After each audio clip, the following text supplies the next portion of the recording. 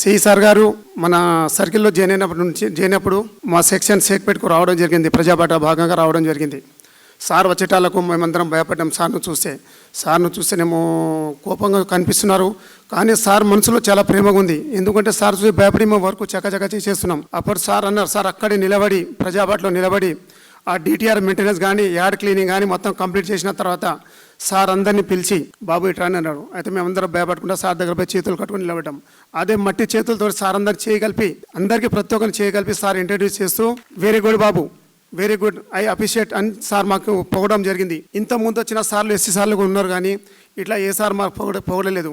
మా మట్టి చేతుల్లో ఉన్నా కానీ సార్ మాకు చేయగలిపి బాగా వర్క్ చేస్తారబ్బా, అందరు యంగ్ మ్యాన్ ఉన్నారు, ఇదే విధంగా మీరు సంస్థను కాపాడుకోవాలి, రోజులు బాగలేదని సార్ మాకు గైడ్ చేయడం జరిగింది. థ్యాంక్ యూ సార్, మీరు చెప్పినట్టు నడుచుకుంటాం సార్. ఇంకో విషయం ఏంటంటే అదే విషయంగా సార్ తోటి మాకు కొంచెం చనువు ఏర్పడి సార్ మాకు కొన్ని ఇబ్బందులు లేదు సార్ అని చెప్పినాం.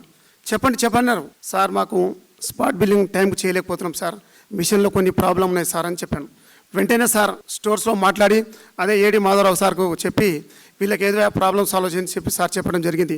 విత్ అండ్ 2 daysలో మాకు సార్ మిషన్లు అరేంజ్ చేయడం జరిగింది. Thank you sir. మీలాంటి ఎస్సీలు మాకు ఉంటే ఇప్పుడు స్టేజ్ మీద డిఎస్ సార్లు ఉన్నారు, కాబోయే ఎస్సీలు ఇట్లా ఎస్సీ సార్ సపోర్ట్ చేసినట్టు మీరు కూడా సపోర్ట్ చేస్తే ఈ సంస్థ కూడా చాలా ముందు భాగంలో నడుస్తానని కోరుకుంటాను సార్. ఇంకో విషయం సార్ ఇప్పుడు ప్రతి మనిషి రిక్రూట్మెంట్ అంటే కామన్ సార్.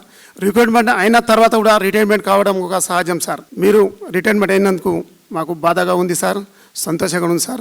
మంచి పీక్ స్టేజ్లో మంచి మూమెంట్లో మీరు రిటైర్ కావడం జరుగుతుంది సార్. Thank you sir. మీ ఫ్యామిలీ మెంబర్లను సార్, 2 చక్కటి పాపలు ఉన్నారు సార్, మంచిగా చూసుకుంటూ, మేము చెప్పొద్దు చిన్నోని సార్, వాళ్ళని బాగా చూసుకుంటూ, మేడం వాళ్ళందరూ బాగా చూసుకుంటూ మీరు మీ జీవితాన్ని గడపాలని, మీ శేష జీవితం ఆయు ఆరోగ్యాలతో మంచిగా నడవాలని కోరుకుంటూ నేను ఒక చిన్న ఓయనంగా మాట్లాడుతున్నాను సార్. Thank you sir. ఇంకో విషయం ఏంటంటే సార్, ఇక్కడ ఎవరు బాధపడక చిన్న మాట చెప్తున్నారు సార్. ఇక్కడ ఉన్న ఆఫీసర్స్ కానీ ఏఓ కానీ ఎస్ఓ కానీ ఎవరుండని ఎక్కడైనా ఉంటే చిన్నది ఒక ఏఈ కానీ ఒక ఏడీ కానీ డిఈ కానీ కాకుండా ఒక ఓఎన్ఎం స్టాఫ్ ఉన్నాను గుర్తించాలి సార్. ఎందుకంటే ఓఎన్ఎం స్టాఫ్ ఉంటేనే మనందరం ఉన్న టాప్ టు భాగం సార్. దయచేసి ఎక్కడ రిటైర్మెంట్ ఫంక్షన్ కానీ ఎలాంటివి ఉన్నా కానీ మాలాంటి చిన్న ఒక ఓఎన్ఎం స్టాఫ్ను గుర్తించాలని అన్యతగా భావించాలని కోరుకుంటూ థ్యాంక్ యూ సార్.